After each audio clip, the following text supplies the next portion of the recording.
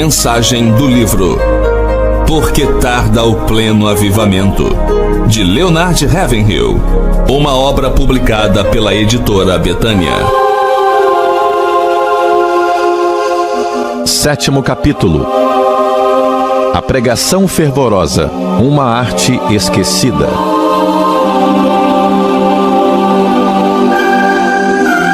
Já se passaram alguns séculos desde que o reformador suíço Oyk Lampard disse: uns poucos pregadores bons e fervorosos produziriam maior impacto no ministério cristão do que uma multidão de homens mornos. E a passagem do tempo não anulou a verdade contida nessa afirmação. Precisamos de mais pregadores bons e fervorosos. Um deles foi Isaías, com sua confissão: ai de mim, estou perdido, porque sou homem de lábios impuros, habito no meio de um povo de impuros lábios. E Paulo foi outro: ai de mim, se não pregar o evangelho.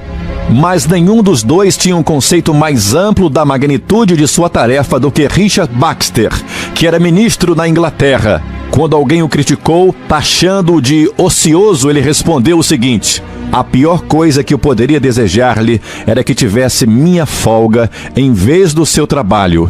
Tenho razões para me considerar o menor de todos os salvos e, no entanto, não teria receio de dizer ao acusador que considero o serviço da maioria dos trabalhadores desta cidade um prazer para eles, em comparação com o meu, embora não trocasse minha tarefa com a do mais importante príncipe.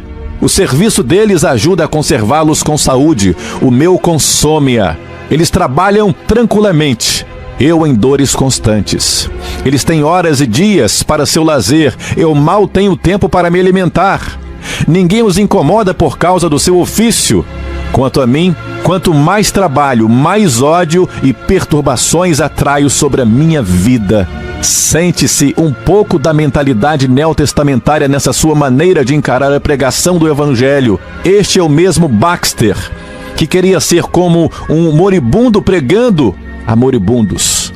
Se nossos pregadores fossem todos desse calibre espiritual, arrancariam toda esta geração de pecadores da boca do inferno. É possível que hoje tenhamos o maior índice de pessoas frequentando a igreja com o mais baixo índice de espiritualidade de todos os tempos. Talvez estivessem certos aqueles que, no passado, acusaram o liberalismo de ser o grande culpado da frieza dos crentes. Hoje, esse bode expiatório é a televisão, que está sendo execrada pelos pregadores. Entretanto, apesar disso, e sabendo que as duas acusações não deixam de ser verdadeiras, gostaria de dirigir a nós pregadores uma pergunta: será que não deveríamos confessar como aquele escritor do passado? O erro, caro Brutus, está em nós mesmos. Mas eu gostaria de afiar bem o meu bisturi e aprofundá-lo um pouco mais nos pregadores. Passou a época dos grandes sermões tipo lanche rápido, temperados com tiradas humorísticas para tentar estimular o fraco apetite espiritual do homem nos nossos dias? Ou estamos nos esforçando para comunicar os poderes do mundo vindouro em todos os cultos a qual nós louvamos e cultuamos a Deus?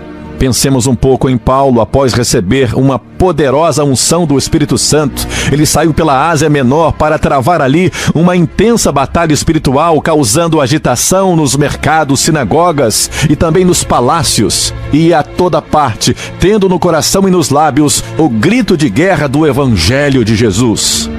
Disse que foi Lenine quem disse o seguinte: os fatos não podem ser contestados. Analisando as realizações de Paulo e comparando-as às dos crentes da nossa geração, que fazem tantas concessões ao mundo, temos que concordar com ele.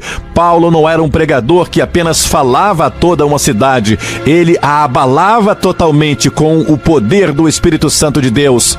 Mas ainda assim, tinha tempo para sair batendo as portas das casas e para orar pelos perdidos que encontrava pelas ruas.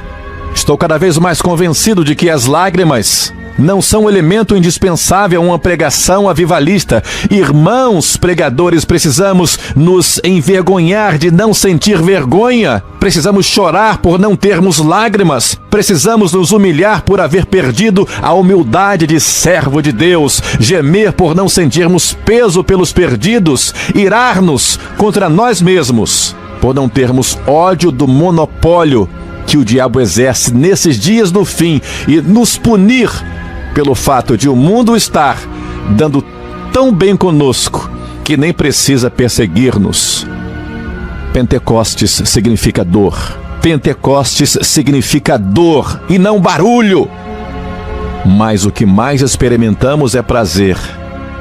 Significa peso, mas nós amamos a comodidade. Pentecostes significa prisão, e no entanto a maioria dos cristãos faria qualquer coisa menos ir para a prisão por amor a Jesus. Se revivêssemos a experiência do Pentecostes, talvez muitos de nós fossem parar na cadeia. Digo Pentecostes, não pentecostalismo, e não estou querendo atirar pedras em ninguém. Imaginemos a experiência do Pentecostes se repetindo em uma igreja no próximo domingo agora. O pastor, como Pedro, é revestido de poder e pela sua palavra Ananias e sua esposa caem mortos ao chão. Será que o crente moderno toleraria tudo isso? E não para por aí. Paulo determina que Elimas fique cego. Em nossos dias, isso implicaria na abertura de processo contra o pregador. E se alguns caíssem ao chão sob o poder do Espírito Santo de Deus, o que acontece em quase todos os avivamentos, sem dúvida iriam difamar-nos. Não seria demais para a nossa sensibilidade, para as nossas regras, querendo engessar Deus? E como nós já dissemos no início, gostaria que houvéssemos grandes pregadores em nossos dias. O diabo quer que fiquemos a caçar ratos enquanto há leões à solta, devastando a terra.